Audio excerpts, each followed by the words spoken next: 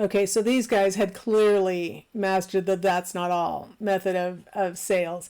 And so the idea here is, in sales, that we just keep piling things on to make it such a sweet deal that there's no way that the person could, resist buying it. In interpersonal situations, "that's not all" is probably more subtle. We don't usually say "that's not all" as much as this advertisement really did. But what we're talking about interpersonally is that we may give sort of promises to people who will do what we want or go along with our ideas. Well, if you're willing to do this, I'm willing to throw this in as a sort of thank you for you going along with what I want. Complying with my request. So, if you'll help me shovel my walk, I'll bake you cookies, right? And that's not all. When you get here to eat the cookies, I've actually made some hot chocolate too, kind of thing, to really sweeten the deal. And that's interpersonally a way to sort of really pile on and let the person know how much we appreciate their compliance. All right, how about the Pique technique? This is Pique refers to, you've really piqued my curiosity, right? I'm very curious about what you're doing here.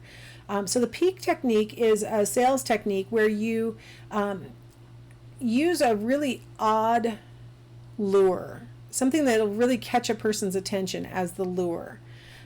So you might, as part of your "that's not all," throw in something really unusual, something that, I'm selling carpet and then I give you an MP3 player or something weird, right? Like something that doesn't make sense. And it makes the person go, that's really interesting. Now I'm actually paying attention because we're talking about carpet and you threw in an MP3 player. So the Pique technique, I have a nice WikiHow on how to successfully beg for money, and look how they're using the Pique technique really well. I need $7.23. Of course, he's standing in front of the adult videos that are $7.23. But when you're begging for money, if you say, "Hey brother, can you spare a dime?" That's not as attention getting as, "Hey brother, can you spare 17 cents?" Right?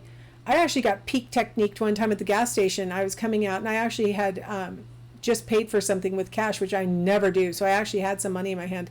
And when I was coming out, the person said, "Do you have 21 cents I could have?" And I'm like, I actually had 21 cents. And I was like, 21 cents, nice use of the Pique technique.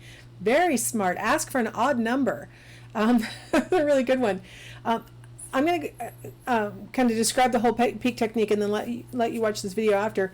Another aspect of the Pique technique is when you say something that catches a person off guard and makes them go, "Huh?"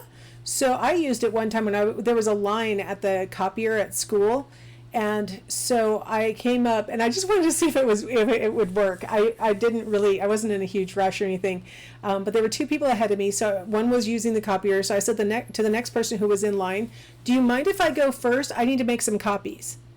Like, that's what we're all here for. And so I just wanted to see if it would work. Will you let me go first? I need to make some copies. And the person goes, "Sure." I go, no, I was just kidding. I just wanted to see if you'd agree. And I didn't they had fewer things to copy than me anyway. That would have been the worst. But it was kind of funny, right? I said something really stupid. "Will you let me go first? I need to make copies." As if you're not standing in line to make copies.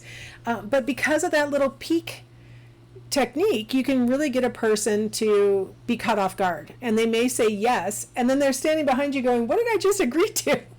Why did I let you go first? This doesn't make sense." Why don't you watch the WikiHow on how to successfully beg for money, and I'll see you guys on the other side.